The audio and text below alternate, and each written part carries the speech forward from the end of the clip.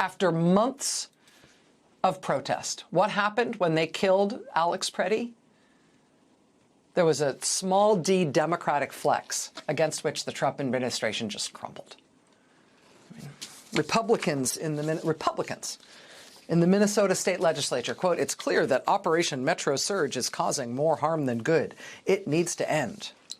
We need to, quote, de-escalate. We need to, quote, pause targeted operations." Again, that's Minnesota Republicans in the legislature. A leading Republican candidate for governor in Minnesota drops out of the race for governor today. A surprise announcement. Quote, "Republican Chris Madel made a stunning exit from the Minnesota governor's race today, saying he cannot support the National Republican Party's stated retribution on the citizens of our state, nor can I count myself a member of a party that would do so."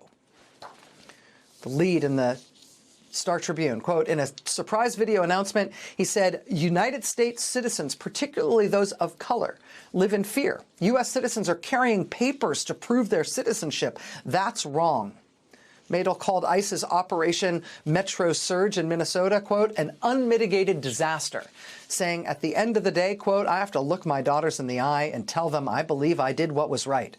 And I'm doing that today." As he quit his race for governor as a Republican, saying he could not stand right now to run in Minnesota as a Republican.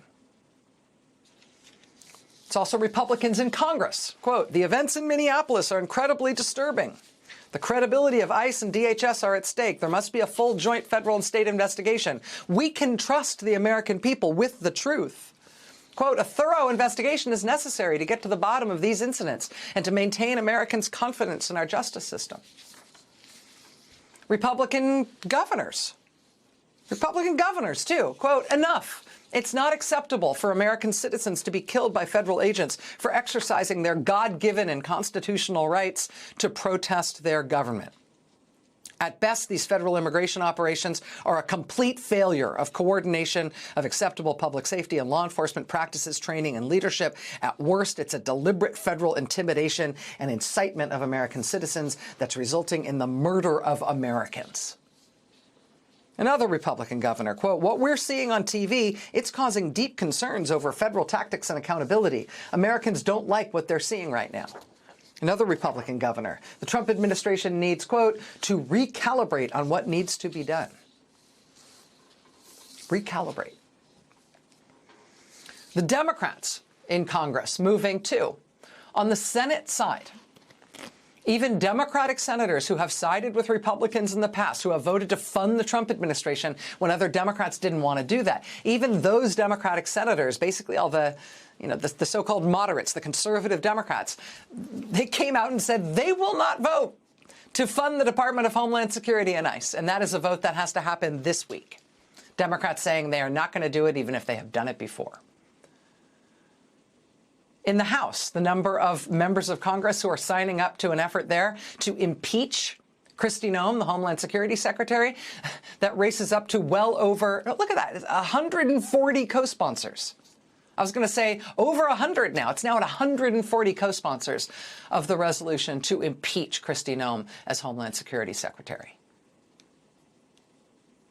And last week, there were a handful of House Democrats who did vote to fund the Department of Homeland Security. Those handful of House Democrats who voted to fund the Department of Homeland Security last week have this week started apologizing for it.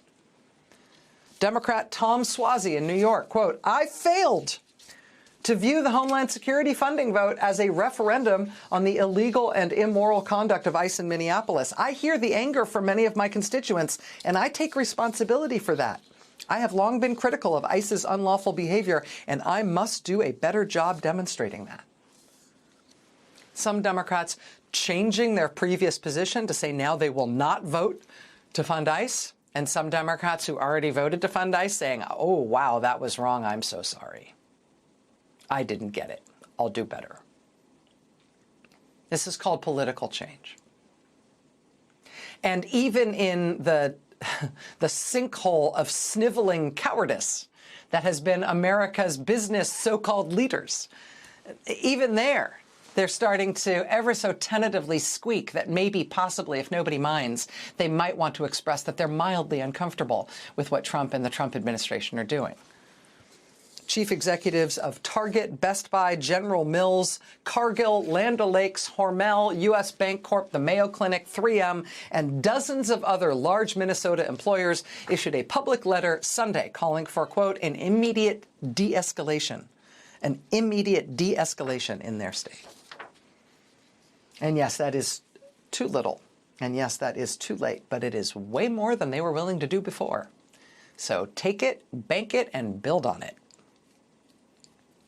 We even saw some of the old graybeards of U.S. politics rouse from their retirement pastimes and diversions to say something. President Barack Obama and President Bill Clinton each issuing pretty stirring statements condemning Trump's attack on Minneapolis and praising the strong, peaceful protests of the people there in response. And, you know, we are conditioned to be bored and underwhelmed by anything done in Congress. And honestly, by Congress, by candidates, by brand name politicians, by even state elected leaders, we are conditioned to expect that the actions of anyone in politics who is not currently the president are just, not very powerful actions. They're just not very important. But we are conditioned to believe that in a way that is not actually keeping faith with who we're supposed to be as a country. Because what we inherited from the founding fathers of this country is a democracy that was explicitly and purposefully designed to be decentralized and divided and responsive to the people. And when the people push in a concerted way, what we are seeing is that the country is working the way it's supposed to. The levers of power are moving. There is a political response, a small d democratic response. And yes, that means the president's poll numbers sink further into the bedrock, including on immigration, which he really at one point wanted to be his signature issue. And he is now running from. But the other forces of political gravity start to work on him as well. He may not want to be subject to democratic force, but he is.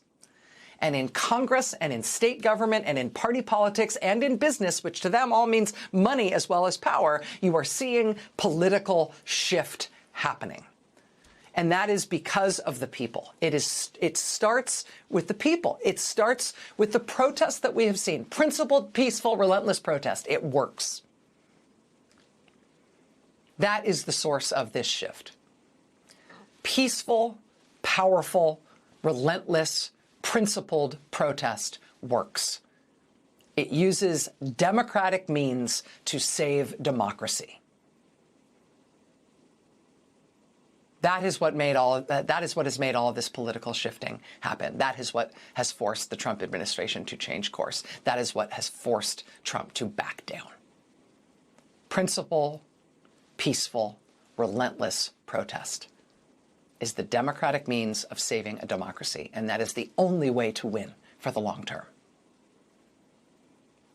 So as they pull Gregory Bavino and federal agents out of Minneapolis tonight, be very clear on why this happened. If you were part of those protests, if you were part of the peaceful democratic advocacy to get ICE out of Minneapolis tonight, you are winning.